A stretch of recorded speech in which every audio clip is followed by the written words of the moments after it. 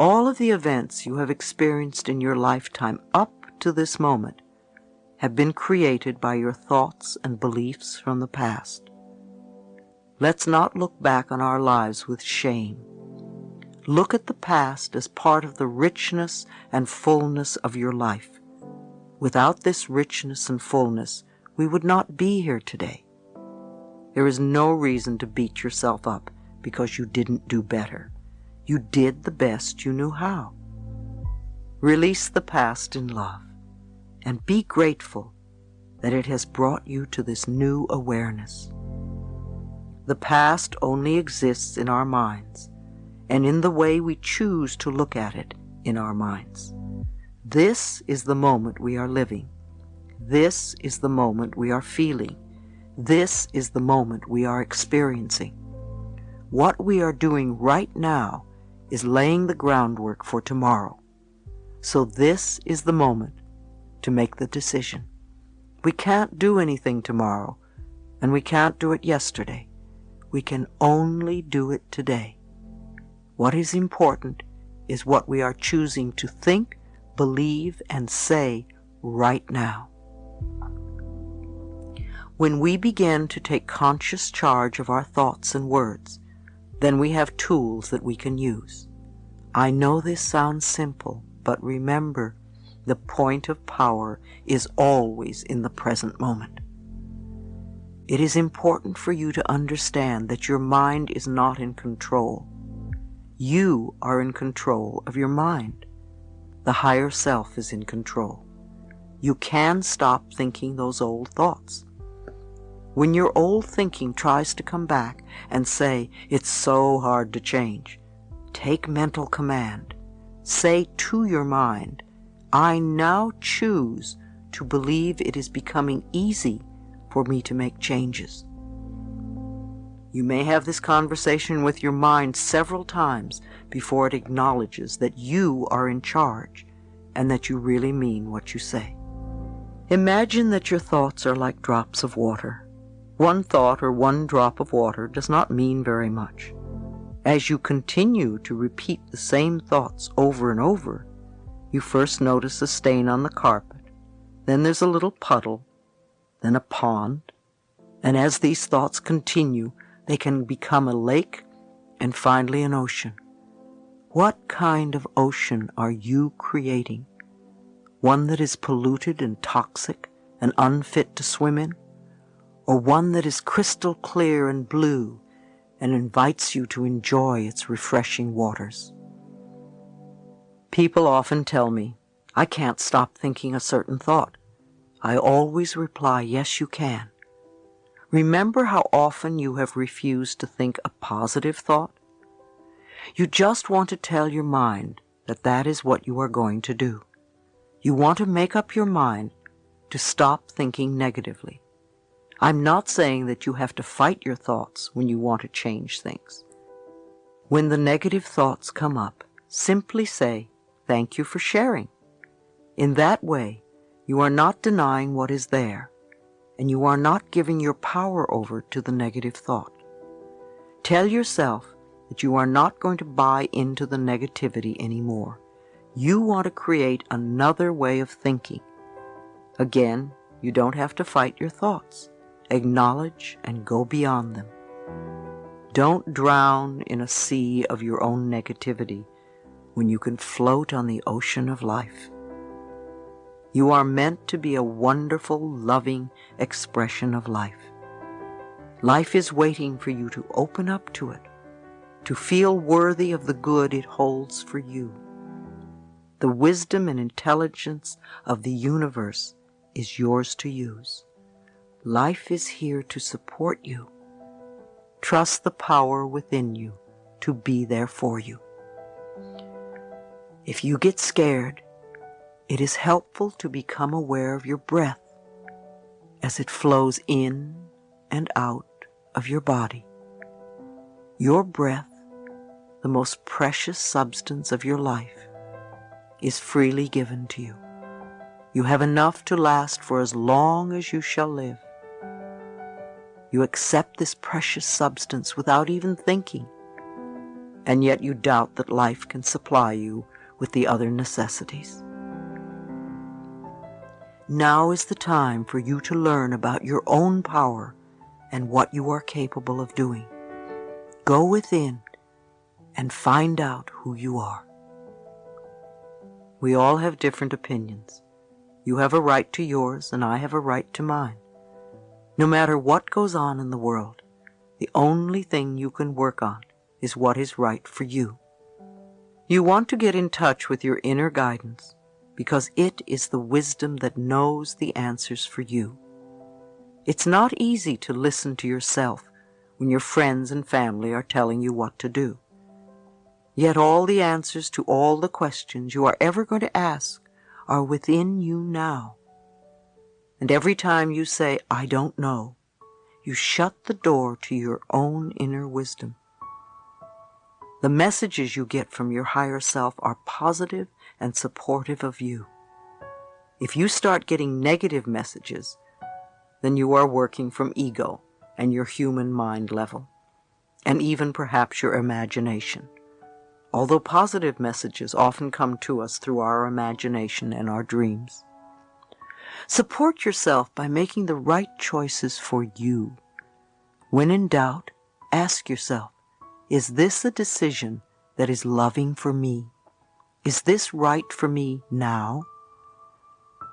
You may make another decision at some later point, a day, a week, or a month later. But ask yourself these questions in each moment. As we learn to love ourselves and trust our higher power, we become co-creators with the infinite spirit of a loving world. Our love for ourselves moves us from being victims to being winners. Our love for ourselves attracts wonderful experiences to us. Have you ever noticed that people who feel good about themselves are naturally attractive? They usually have a quality about them that is just wonderful. They are happy with their lives. Things come to them easily and effortlessly. I learned a long time ago that I am a being of oneness with the presence and power of God. Knowing this, that the wisdom and understanding of Spirit resides within me, and I know that I am, therefore, divinely guided in all my dealings with others. Just as all the stars and planets are in their perfect orbit, I am also in my divine right order. I may not understand everything with my limited human mind. However, on the cosmic level, I know I am in the right place at the right time, doing the right thing. My present experience is a stepping stone to new awareness and new opportunities. Who are you? What did you come here to learn? What did you come here to teach? We all have a unique purpose. We are more than our personalities, our problems, our fears, and our illnesses. We are far more than our bodies. We are all connected with everyone on the planet and with all of life. We are all spirit, light, energy, vibration, and love. And we all have the power to live our lives with purpose and meaning. Chapter 2, Following My Inner Voice. The thoughts we choose to think are the tools that we use to paint the canvas of our lives. I remember when I first heard that I could change my life if I was willing to change my thinking. It was quite a revolutionary idea to me. I lived in New York and discovered the Church of Religious Science. Often people confuse the Church of Religious Science, or Science of Mind, which was founded by Ernest Holmes, with the Christian Science Church founded by Mary Baker Eddy. They all reflect New Thought, however they are different philosophies. The Science of Mind has ministers and practitioners who carry on the teachings of the Church of Religious Science. They were the very first people who told me that my thoughts shaped my future. Even though I didn't understand what they meant, This concept touched what I call the inner ding within me, that place of intuition that is referred to as the voice within. Over the years, I've learned to follow it, because when that ding goes yes, even if it seems a crazy choice, I know that it is right for me. So these concepts struck a chord in me. Something said, yes, they are right. And then I began the adventure of learning how to change my thinking. Once I accepted the idea and said yes to it, I went through the house. I read a lot of books, and my home became like many of yours, filled with masses of spiritual and self-help books. I went to classes for many years, and I explored everything related to the subject. I literally immersed myself in new thought philosophy, a new way of thinking. It was the first time that I had really studied in my life. Up until then, I didn't believe in anything. My mother was a lapsed Catholic, and my stepfather was an atheist. I had some strange idea that Christians either wore hair shirts or were eaten by lions, and neither appealed to me. I really delved into science of mind, because that was an avenue that was open for me at the time, and I found it really wonderful. At first it was sort of easy. I grasped a few concepts, and I started to think and talk a little bit differently. In those days I was a constant complainer and full of self-pity. I just loved to wallow in the pits.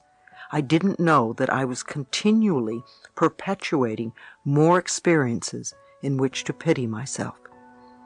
But then again, I didn't know any better in those days. Gradually I found that I was no longer complaining quite so much. I started to listen to what I said. I became aware of my self-criticism, and I tried to stop it. I began to babble affirmations without quite knowing what they meant. I started with the easy ones, of course, and a few small changes began to take place. I got the green lights and the parking places, and boy, did I think I was hot stuff. Wow, I thought I knew it all, and I very soon became quite cocky and arrogant and dogmatic in my beliefs. I felt I knew all the answers. In hindsight, it was really my way of feeling safe in this new area.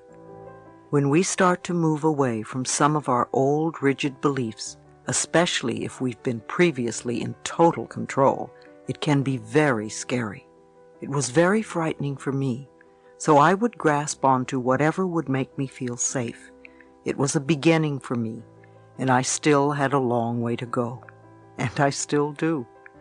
Like most of us, I didn't always find the pathway easy and smooth, because just babbling affirmations didn't work all the time, and I couldn't understand why. I asked myself, what am I doing wrong? See, immediately I blamed myself. Was this one more example of me not being good enough? That was a favorite old belief of mine. At the time, my teacher, Eric Pace, would look at me and refer to the idea of resentment. I didn't have the faintest idea what he was talking about. Resentment? Me? Surely I didn't have any resentments. After all, I was on my pathway,